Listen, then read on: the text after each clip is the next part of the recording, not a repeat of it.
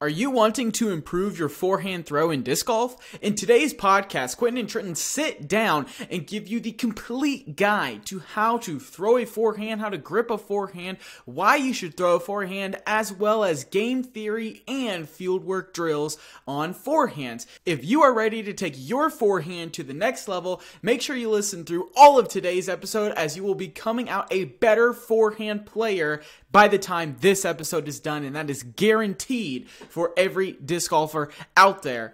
If you enjoy our content, make sure you check us out on Patreon, patreon.com/Chain Clankers. We've got our newest episode of Beyond the Chains up over there. You're not going to want to miss the bonus content going up. But let's get into today's episode on learning how to throw forehands right now.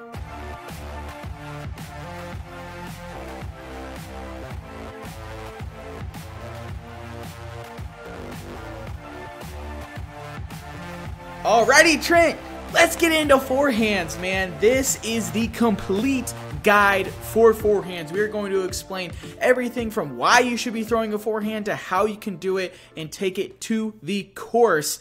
How are we doing before we get into this, man? What's been going on with you lately? What's happening? Honestly, a lot of crazy stuff with my children. Can't stop being sick, but haven't been able to play as much disc golf as I like. But you know what? I get to talk about it once a week with my man. So actually more than that, because we talk about it every day at work. But that's true. You get the point. We get the podcast once a week and videos and all that. So looking forward to jumping on. How about yourself? Yeah, same here, man. Disc golf mom and dads, comment down below. Hit us up on Instagram. We want to know, how many rounds do you get out a week now that you have children, comparatively to maybe before you had children? That is something I would be interested in. And that's a whole one for me if I'm lucky. Yeah. I've heard that we're going to have a Rager round here this weekend. So, yeah, that's going to be a fun time. You ready to party, buddy? That should be pretty fun. Yeah, that should be pretty fun. Should I bring the little smoky cherries? Oh, smoky cherries, man. Might as well. So you know, yeah, it's going to be a good time.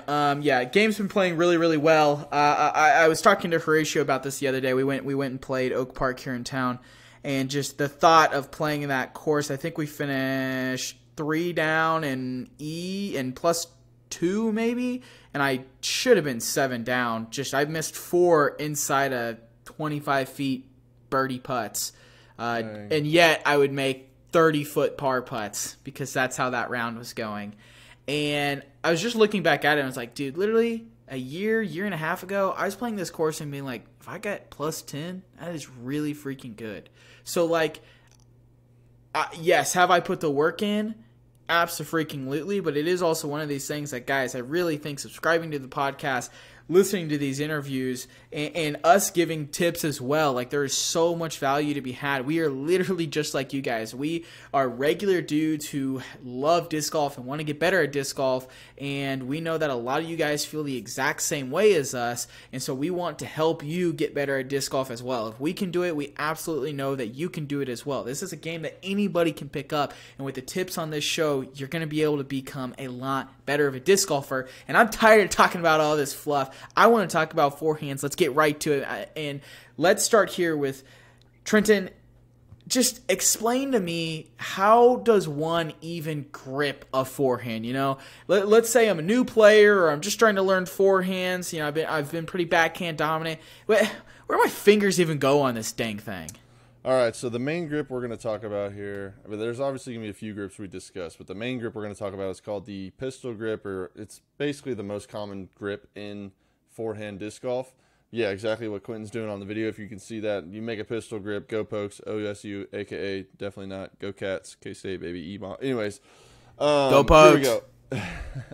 And Hawks. Let's go Hawks. Here's what you do. You take the disc, you got the top of the disc, and then you got the bottom of the disc, known as the flight plate. What's the top of the disc called? The top of the disc? We'll just go with that.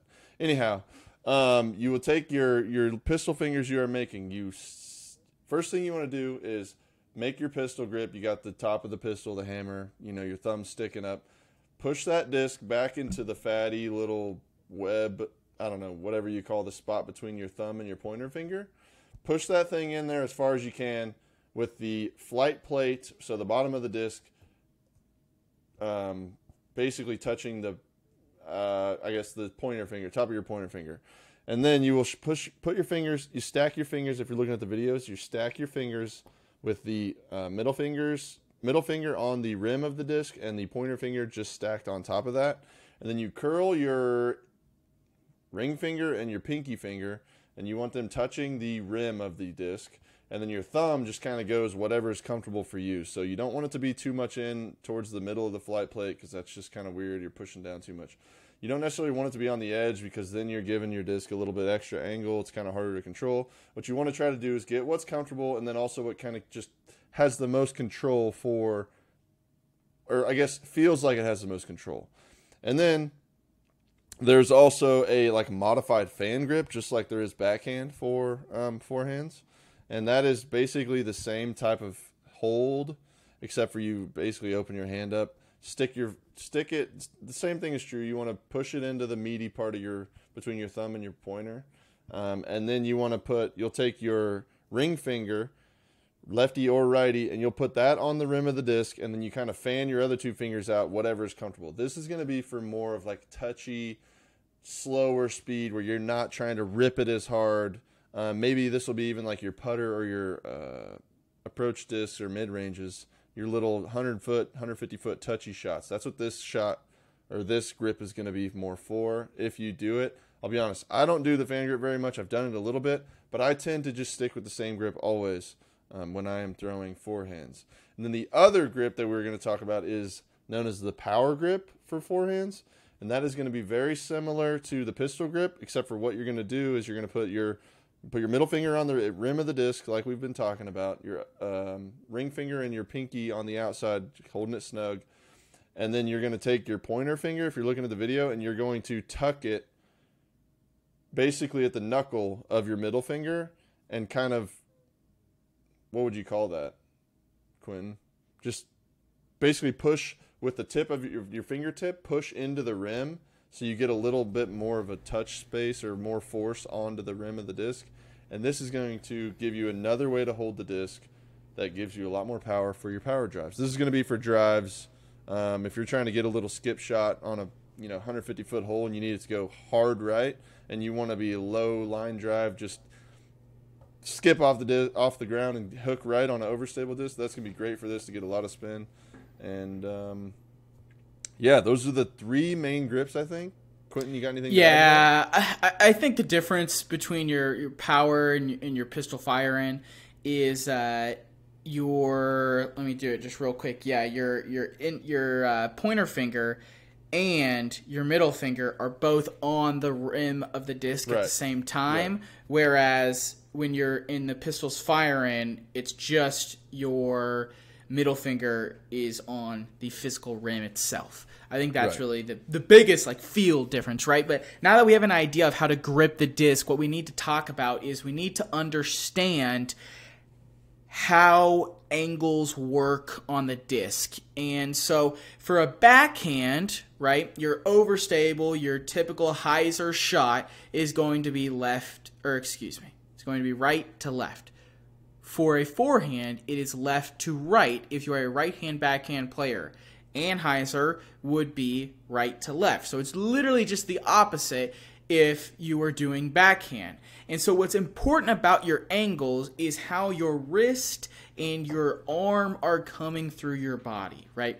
You almost want to start with your wrist cocked back. And so if you're watching on the YouTube, you can kind of see what I'm doing here. I'll do my best. Or Spotify. Yeah, I guess that's right. If you're listening on Spotify, turn your phone back on and you can watch us right now. So when I say that, when you're coming through, you want to have your wrist already cocked back, so that way when you come through on the plane of the throw, it is naturally snapping forward already.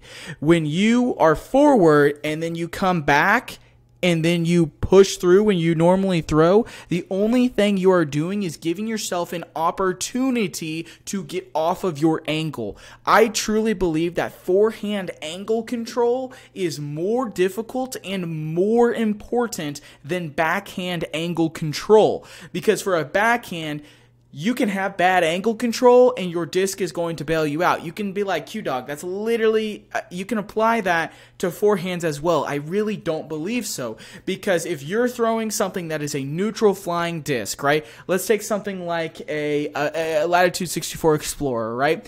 Little bit overstable, neutral for the most part, or like an F3 from Prodigy. What's another one? An Essence from Discmania. You know, pick your favorite. Neutral, maybe slightly understable, maybe slightly stable. Underworld, maybe, or not Underworld. What's the Undertaker? Undertaker, yeah, that's it's a 9-speed, but Stalker would be a good one. Stalker, yeah. Stalker would be a good one.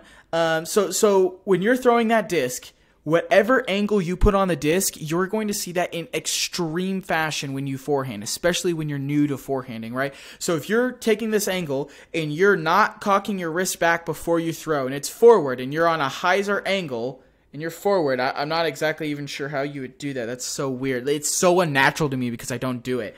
But if you're not already back in that position, ready to go, then what's going to happen is you can be on your hyzer angle, but as you push back, now, if you're watching on YouTube, watch that again. So you're on your hyzer angle, but then as you come back, you're now on an anhyzer angle. You're on a hard anhyzer angle, and when you release and you cock forward, you're throwing it into the ground, and you're throwing it on anhyzer. So if you have a understable to neutral disc and you do that, it's either A, going to cut roll straight into the ground, or B, it's going to turn over and it's not even remotely going to be the shot you want. Now let's say you're trying to throw something on anhyzer and you could be throwing it too low into the ground, or what could happen is the exact opposite. You're trying to throw something on anhyzer, and then as you go down, you flick your wrist, and the next thing you know, you're throwing on extreme hyzer angle. So angles are very, very, very, very, very important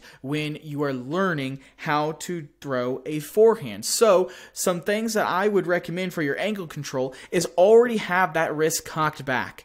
And another thing that I will say is that you want to almost come on a straight line. You don't want to have a ton of movement with your throwing arm when you're doing a forehand shot. You're not doing a backhand, wiggling your arm everywhere, going behind your head, around your hips, and then throwing, right? No, it's on a nice even plane the whole time. The best shot you can do in disc golf is a shot where your disc stays on the line of flight for the longest amount of time possible. What I mean by that is if you're trying to throw something flat and straight, you almost want to put that disc as flat and straight in front of your face as you can and just come back to it. It does not have to be that far, guys. Forehand is so just a little bit of wrist flick and the disc will do some work for you. Yeah. So here you are. I don't think you need to go up. You don't need to go down. You see Paul and Adam Hammis do the thing where they look like a robot and then they swing it around their head and then they throw. I hate that for new players. For rec players, intermediate players, new players, that is horrible. Stop doing that. That is too much arm movement. That is taking you off your plane of flight. That is only going to mess you up and mess your angles up. So instead, what I'm saying is you need to be on the angle you want to throw the disc, take your arm back to a comfortable position, and then you're just working on going straight through. You're letting that elbow lead. Your elbow needs to be leading this forehand. If you let your shoulder do it, you're going to throw it into the ground. And if you let your hit, like you just have to have your elbow go through because it's going to determine the flight path that your disc goes on. So you want to lead with the elbow. You don't want to put too much pressure on your elbow. You don't want to throw with your elbow. You're leading with your elbow. Those are two different things. You can lead with your elbow and then use your hips and your wrist and your body to throw. And you can be not doing that and just almost like forcing your elbow into position, and then when you throw, putting all the stress on your elbow. That's how you can get tennis elbow. No one wants that here. So again, angles are super duper critical. So you want to have your wrist back. You want to be on the line of playing that you're at. And I think that's enough about angle control. I'll stop talking because what's important now that we understand how to grip and some angle control aspects is what discs should we even be pulling? You know, if you're new, should you be pulling that neutral disc? What if you can't control your angle well, Trent? What should people be doing?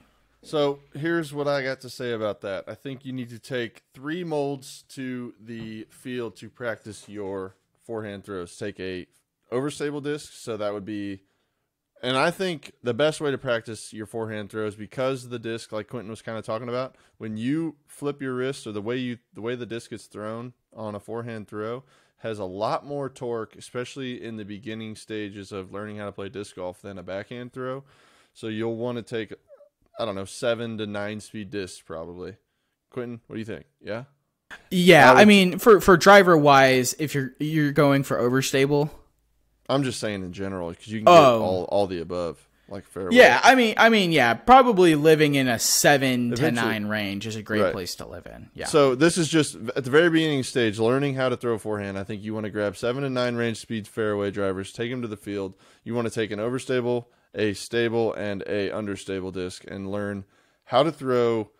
We were talking angles, we talked grip. Learn how each one of them flies when depending on how much torque and how much kind of flip you put on these, depending on your grip and all of that. So like a good example in overstable disc would be the Firebird by Innova, the Felon by Dynamic Disc, the, let's see, F1 by Prodigy, the Raptor or the Captain's Raptor by Discraft. The list goes on and on. You can say, the stall, right? Yeah, that's what I was getting ready to say. The stall, yes, sir. We talked about it in that YouTube video. Yes, sir. The stall's a great one. By all that. And then you got your stable disc. So Quentin talked a little bit about the Explorer. You got the Escape. Those are both DD. You got Explorer's Latitude. You've got the Stalker, like that type of disc is another one. Like if that's going to be your stable throwers, then you want to take understable as well. So you're going to want to take your Mavericks. You're going to want to take your Sidewinder. Give me an Undertaker. Yeah, the Sidewinder. What's a Discraft's understable disc? Oh, Heat. That'll be a good one. Yeah, probably Heat. Yeah, good. Yeah, that's a good one. Underworld by Westside. Yeah, the point being, you want to take all types of discs, just like you do when you do backhand, and learn how to throw and how they act when you put them on hyzer, when you put them on ante, how much pop you need to put on them to get them to go a certain amount of distance. And all I mean by pop is you have them cocked back, but like it's easier to judge, in my opinion, the pop or how hard you're throwing it when you're throwing it sidearm than when you're throwing it backhand. Yes, everyone, when you're throwing backhand, you can tell you're throwing it harder, but to me, it seems easier to tell how hard you're throwing it sidearm. So you're going to want to see how you do that with each mold, each angle, and get out to the field just like we talk about with backhands. Get out to the field, learn how each disc, try to throw each disc flat and straight and see what it does. And then once you figure that out, when you get to the when you get to the course, you're going to know exactly what disc to grab when you are out there. And for these, we'll talk about that a little bit, but for the specific shots needed for a sidearm or a forehand. Yeah, so talking about the field, I've got some great ideas for what you should be doing out in the field when you're learning these forehands, right? Or if you want to improve your forehand. I think the first thing that you need to do, the first drill, is you need to do only standstill. You need to throw, let's say you have 10 discs in a set or 5 discs in a set. I think I personally like to have 5 discs in a set. You need to do 10 sets, just stand still. And you can work on your angle control here. You can do some overstable ones, hyzers. You can do some flat, neutral ones. You can do some anhyzer, understable ones. You can mix and match. Really what you're working on is getting your wrist cocked, leading with your elbow, and following through. I think those are the 3 biggest things that you need to make sure you do. And I'll really go into following through here in a little bit, so stay tuned for that, because I really think that could be the most critical part of the forehand throw is your follow through. But what I'm saying here is those 3 things will allow you to A, get the motion down of throwing a forehand, and B, you will be able to learn how your discs naturally fly the way you naturally throw them. One thing you should not care about here is distance. Distance literally should not matter here. I really think that if you're going to the field and you're only worried about distance, you are probably building bad habits. You need to be building consistent habits. I don't care if you can hit 400 out in the field and you're 100 feet off of your target. I would much rather you throw 250 and you are dialed in and you are hitting exactly what you're aiming for. Accuracy is king when you're in the field, not your distance. Your distance will come as your form gets better, the motion becomes more natural, and the more situations you find yourself in, you're going to understand your limits and how to be accurate under those limits. I'm not saying you can't try to throw, you can't try to push 300, 400. I get it. That's fun. We all want to do that. But you want to focus on your accuracy first. So first drill, you're literally just focusing on standstills. I think you can do this for your drives. I also think you can do this for your approaches, because I think forehand approaches almost might be a little bit harder than the drives, because the drives, 9 times out of 10, if you're like us, you're probably going to be trying to throw it as hard as you can, or at least at 75% and above, because you're trying to get to the hole. You're probably not throwing your drive at like 50%. Or maybe you are, and you like having a higher speed disc for that because it's a shorter hole and maybe you're trying to dunk it, or whatever your game theory is behind it. But your forehand approaches are going to probably come up more in a round than your forehand drives will come up in a round, because you're probably backhanding off the tee at a typical course probably 13 or more times, I'd say, at a lot of courses out there. So your forehand approaches could be, physically, it could be literally every single hole. Maybe that's what you're more comfortable with than your backhand, because you can see the target more and you can put a little bit of ante on there, and you can learn to throw it light and get it up there. Maybe you're changing your grips, and that kind of leads me into the second part. When you're in the field, you need to be working on your grips. So another drill I have for you is, again, still stand still, but you're changing your grip. You're throwing the same disc on all the 3 grips that we had mentioned. That way, that gives you another data point of, okay, if I throw my disc on, if this disc on a fan grip, it's going to do this. The more data points and knowledge that you can understand about your bag and your discs and your grip is only going to lead to you making better decisions on the course. It's just basic algebra, boys. So you have your first 2, geometry. Since we're talking about angles. Dang it, I should have said geometry. We're talking about angles, and golly, that was a miss. That's an F in the chat or an L in the chat. I don't know what the kids say nowadays, but whatever it is, put it in the chat. So those are the first 2, okay? The next one that I want you to focus on is if you have maybe a soccer goal available to you, or field goal posts, or something that you can work on trying to hit. So let's take a soccer goal, for example. From the 10, 20, 30, 40, 50 yards away, just focus on taking a nice hyzer angle at the top of the upper left-hand corner of the soccer goal, and finish at the lower right-hand corner.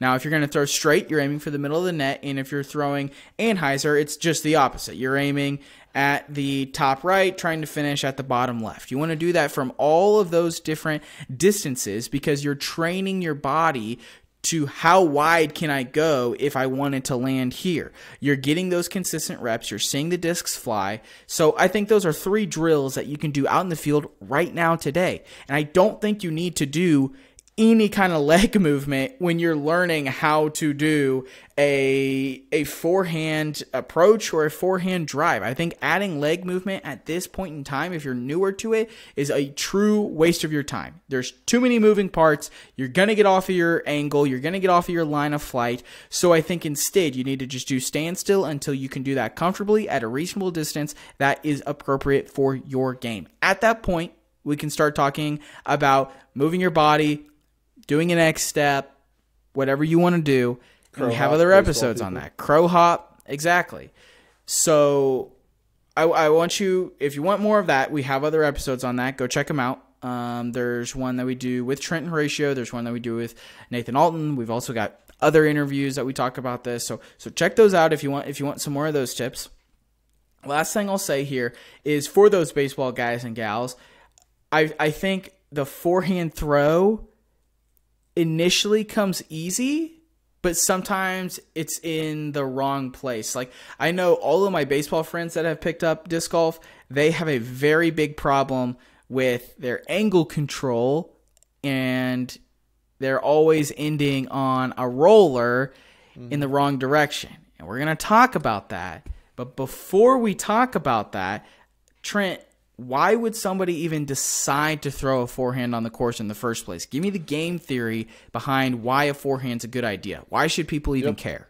Yep. So like Quentin was talking about, a lot of courses you're going to throw 13, 14 or so drives backhand. But there are going to be a handful of courses where you're going to need, or a handful of holes on each course for that matter. But there are some courses where they're going to be heavily, if you're a right-hand backhand player, they're going to be heavily, it'd be either a turnover shot backhand, so understable disc turnover, or if you have a forehand, you're going to flick a shot out there for your drive. But then also it's going to be on your approach shots, kind of like he was talking about. A lot of them are going to be approach shots. So the reason, number one, you want to learn your forehand and perfect your forehand is going to be for those holes where it's an obvious backhand line or forehand line, and the drive 250, 300 feet, you take your whatever it is, your Firebird, you take your Stalker, you take your whatever it is, and you just do a little, your little side forehand flick, and the disc just does a little S-curve, flies right where it needs to go.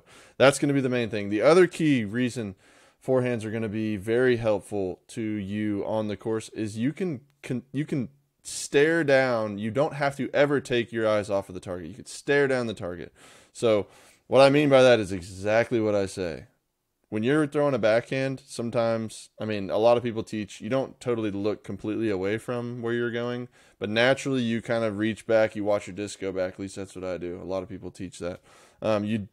It's not impossible, but it's pretty hard to stay in a straight line while keeping your head forward looking at the basket when you're doing a forehand. When you're doing a backhand. But when you're doing a forehand, especially standing still, which is exactly how you need to be doing it starting out, you can stare down your target, the basket, the ground 10 feet in front of the basket, the whatever it is, the tree to the left of the basket, 15 feet high, 100 feet in front of the basket that you're aiming to get your little spike hyzer forehand out there. You can stare it down, people. And if you've never done a forehand, check it out, and it's amazing. But that is going to be number two. The third reason forehands are going to be helpful is because not everyone has it in their bag. You're going to pull it out, and especially if you practice it, you're going to pull it out and you're going to impress people, and everyone's going to wonder, man, why have I never learned how to throw that? Or you can be like me, where I started out, I'm a baseball guy. I started out throwing nothing but forehands because I could get distance on it. Like Quentin was saying, though, I have a lot of bad habits. You can see it in the videos you watch. I kind of fall to the side. I throw everything on Annie. I throw super overstable discs. So I'm working on all of this as well.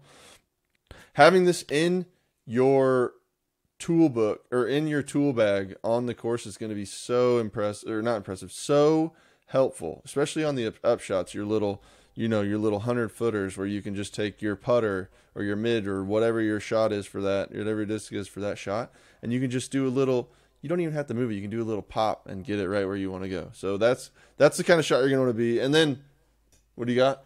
Well, I was just going to say, think about the game theory of it, right? If it's let's say, typically you throw backhand or, maybe you throw a turnover and you pull out a forehand, the person behind you's probably, at our level, intermediate and below, probably the person behind you and the other people on your card, if you have the box, are going to be like, should I be throwing a forehand here? Is this a forehand hole?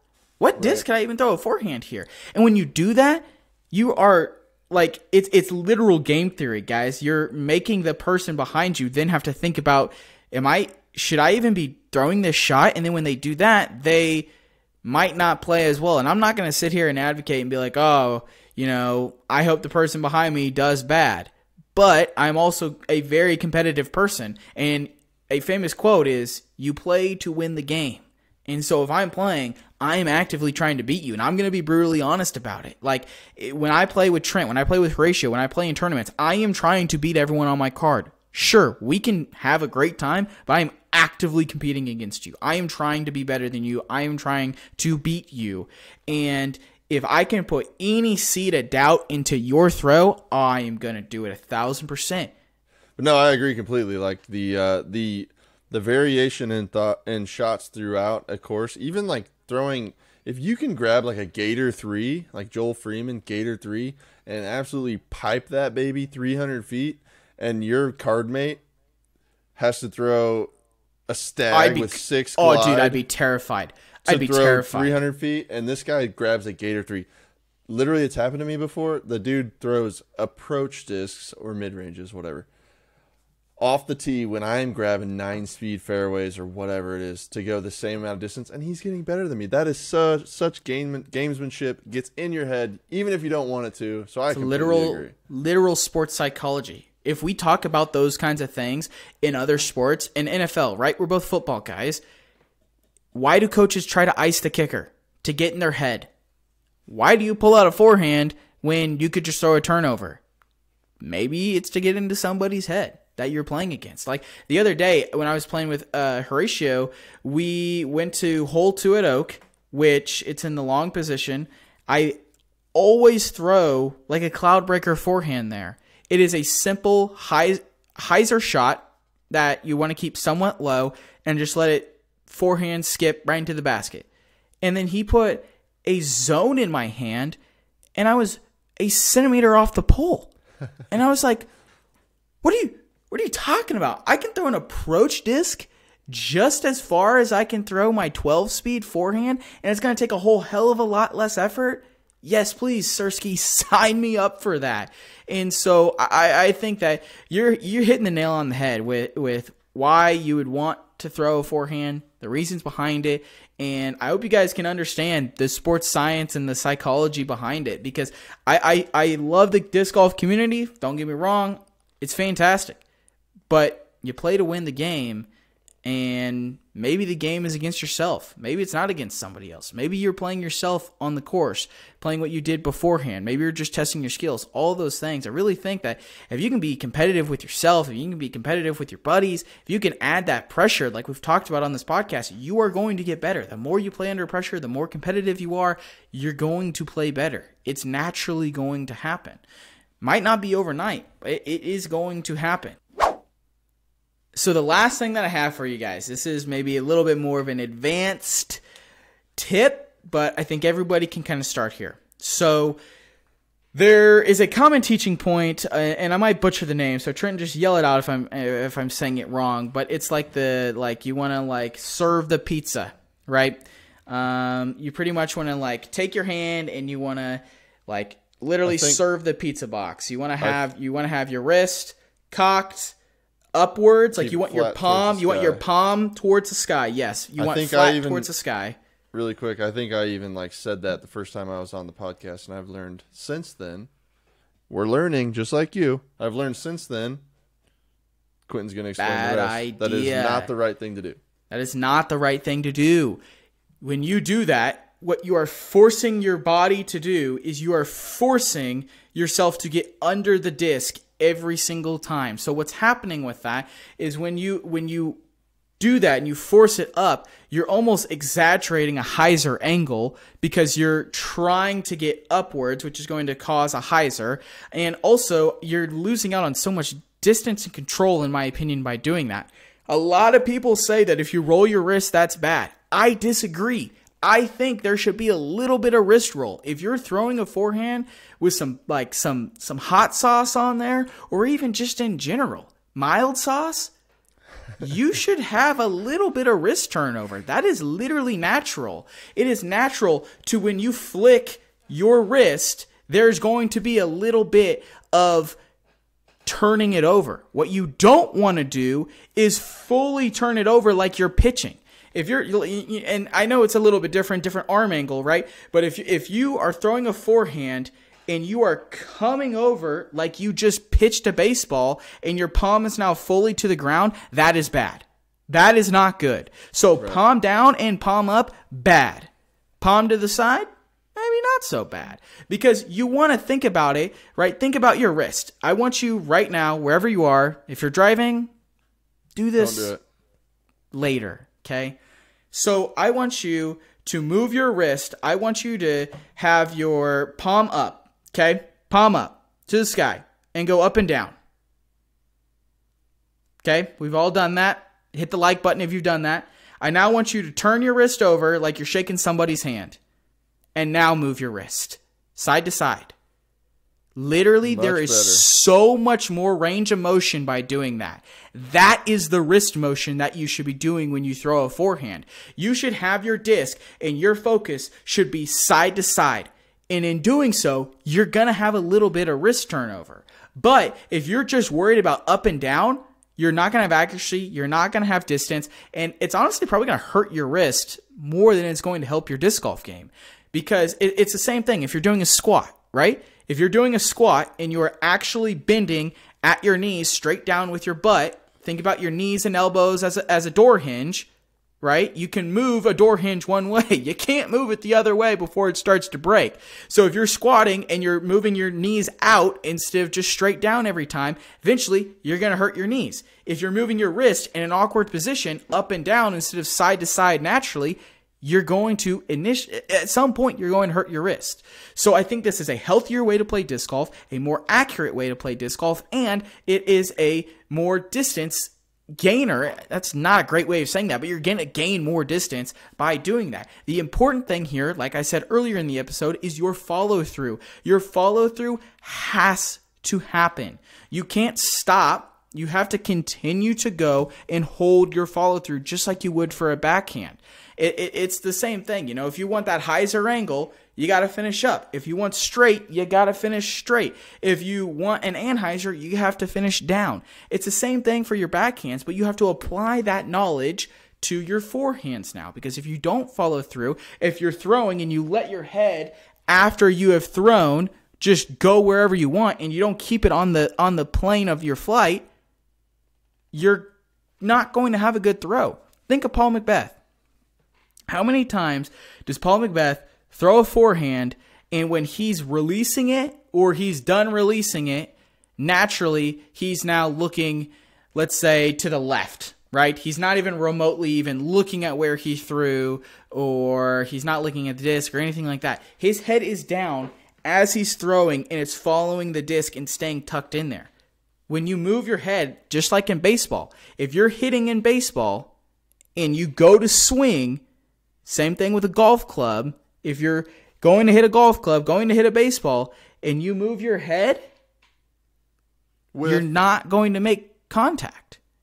Or if you do, it's not going to be very good. Same thing for disc golf. You have to keep your head in it. You do it for your backhand. It's the exact same thing for your forehand. So that's a little bit more of maybe an advanced thing that you can start working on. You know, once you get the basics down, start adding that to your game, and you wanna have that wrist moving side to side. It's okay to roll over. It's not okay to have palm down. That is bad. Agreed. I don't have much to add there, buddy. Anything else? Are we ready to get out of here? Get out there and practice forehands. Make sure you're following us on Instagram and get on the Facebook group. It's been a little hectic in my life, so I haven't been as busy, but I promise I'll be back soon. And this week's Beyond the Chains is going to be crazy. Also, if you're still here, what I want you to do is comment below what you want to see on the YouTube channels. Yep. So let us know. We want your feedback. Your feedback means the world to us. Do you want to see a video of us talking about what we're talking about here? Do you want to see us just beating each other up in stupid challenges? Do you want to see, whatever it is, let us know. Do you want us to do something other than disc golf? I don't know. Crazy idea, but maybe we could make a sports gambling podcast. Who knows? So, you guys want that? Hit it in the comments because you guys are awesome and you're still here, so we know you care. So let us know. That's true. Yes, I'm pointing at you and my finger's not totally in your face, but it's kind of in your face. So do it. Audio listeners, same thing. If you can't go over to YouTube, literally our DMs are open. I might not get back to you within 10 seconds, but our DMs are open. I promise I look at our DMs. Probably be about a minute. maybe 2. Could be 3. No, but yeah, DM us like you were saying. Sorry, I interrupted you. Continue. No, it's okay. I mean, yeah, our DMs are literally always open. There is absolutely no reason to not DM us. We want to hear about your success stories. We want to know that these tips are helping you guys because it points us in a correct direction, right? So all those things are important. If you don't know, Chain Clankers is the ats. You can find it on all your social media platforms. We're probably there. We're not on MySpace. Unfortunately, it was already taken before we could get it. So that's an L on us and our brand. But hopefully you guys enjoyed this episode. If you're not already, subscribe on Patreon. I know how many of you guys and gals listen to this episode, and I know how many of you guys and gals are supporting us on Patreon. And if you like this and you like our show, you can get extra bonus episodes every week over on our Patreon. You can get it for as low as $5 a month.